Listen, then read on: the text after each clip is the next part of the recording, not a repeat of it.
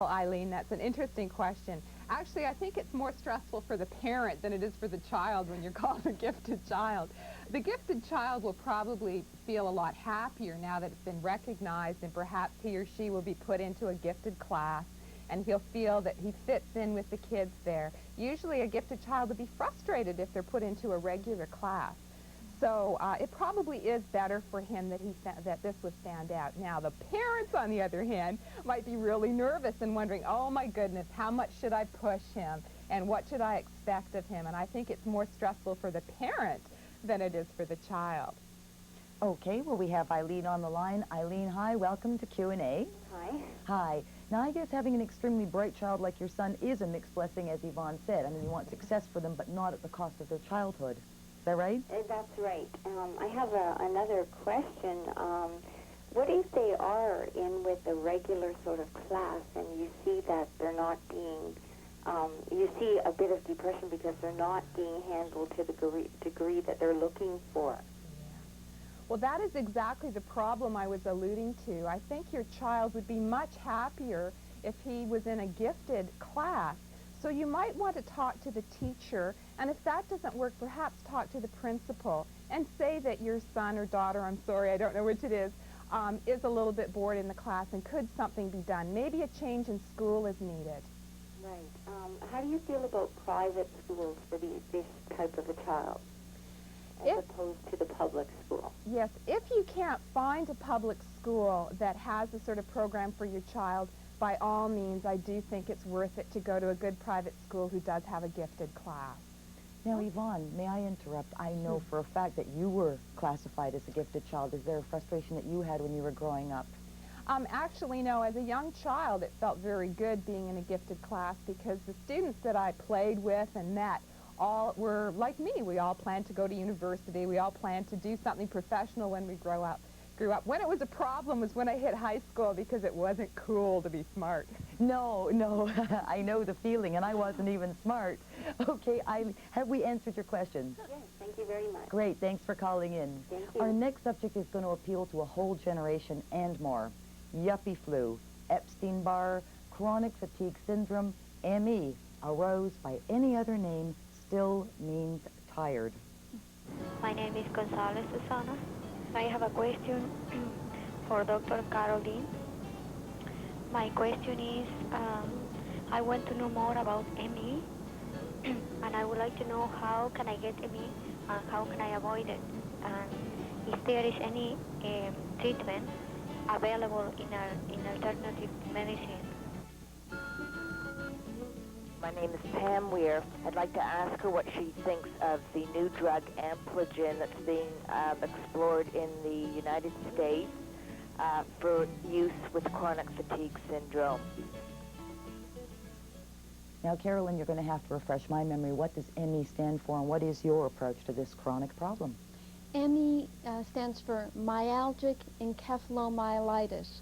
Myalgic means painful muscles, and encephalo-brain myelitis, again, muscle inflammation. So we've got a condition where the brain is affected and the body is affected. It's thought to be a virus that gives symptoms from muscle pain, sore throat, swollen glands, brain fog, problems concentrating, pain, headache pain, muscle pain all through the body. I've just finished a book called We Are the Experiment, and I try to describe a scenario where people are coming down with these terrible viruses. And it runs from too many drugs and chemicals in our air, water, and soil, affecting our internal environment, yeast building up in the intestines, producing toxins that then flood the body, disrupt the immune system, and then leave us open to viruses. Now, it doesn't stop there, because then the muscle fatigue can lead to fibrositis, problems with the endocrine system can lead to infertility and endometriosis and PMS, hypothyroidism. I mean, it's on and on. Now, Ampligen was a drug that was mentioned on one of the questions. Is that something that is curing it, or what's your feeling? Ampligen is a drug that was used in cancer therapy about 10 years ago. It had so many side effects. Now it's being revamped and worked into the viral program. costs $30,000 a year. It has to be given by IV injections 3 times a week. So it's not really practical, and it's not available in Canada. Okay, that's great. Now, you have an Emmy support number, don't you, that Yes, you I could have give an our Emmy. viewers? Right. Area code 416-383-4431. That's great. Thank you very much. Our next caller has created a new awareness and provided information for all of us at Q&A simply by the nature of her questions. Now, we've selected one, the nature of which is disturbing but desperately in need of discussion. I am a disabled 34-year-old single female. I do have a comment which I hope would be addressed. Often violence against disabled females, rape in particular, at the hands of your attendant care worker, your family members, and significant others.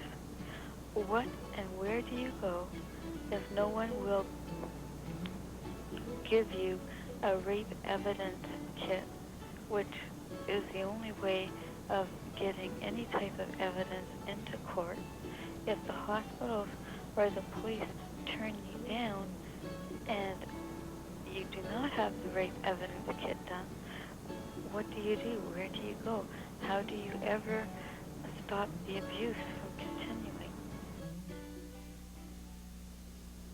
Yvonne, you help victims of physical and sexual abuse. What can any woman do in this situation?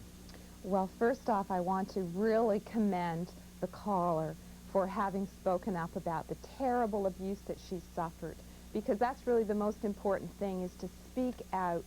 And it's terrible that nobody has believed you so far. And what I would say is go to another doctor. Go to a female doctor if you haven't been to a female doctor yet. You will be believed. There are doctors out there who want to help you. It doesn't matter that you don't have the rape kit. Your testimony and the doctor's testimony will be really enough that's needed to press charges against the people who have abused you and assaulted you. Now, what should a person do if they are being sexually abused? I mean, where should they go for help? Okay. Anybody who's being sexually abused should speak out. You do not have to put up with it no matter what you're being told. And what the person should do, depending on the situation, is go to any authority. It could be the doctor, the family doctor, or the pediatrician. If it's a school-aged child, they should go to their teacher or to the guidance counselor. Or the worst situation, you can go to the police or you can go to the emergency department. But the most important thing is speak out. Okay, now, is this a common problem? This is something I'm hearing about more and more, but is it? You both have medical practices. Is it common? Unfortunately, abuse is a very common problem. People who are seen as weaker, and this is the children, the disabled, women, and the elderly, are the victims of abuse repeatedly. It's hard to know what the figures are, but estimates are as high as 1 in 10. Wow. We have some other letters on sexual abuse, including date rape, but we'll have to get to those on another program. It's now time for our next video letter, so we go back to Thunder Bay for a question from Elizabeth's friend, Bonnie Smith. Hi, my name is Bonnie Smith. I'm from Thunder Bay, Ontario. I have a question for the doctor. For several hours a day, I work at a computer, both at home and at work. By the end of the day, I find my eyes are sore and burning. I've been told by several different people different ways to try and cut the glare down from the screen, to put a specialized screen in front of my screen, or to shut my curtains to stop the outside sunlight from hitting the screen. I was wondering if perhaps you have any suggestions. I have another question as well. What other health hazards are involved with working in front of a computer for several hours a day?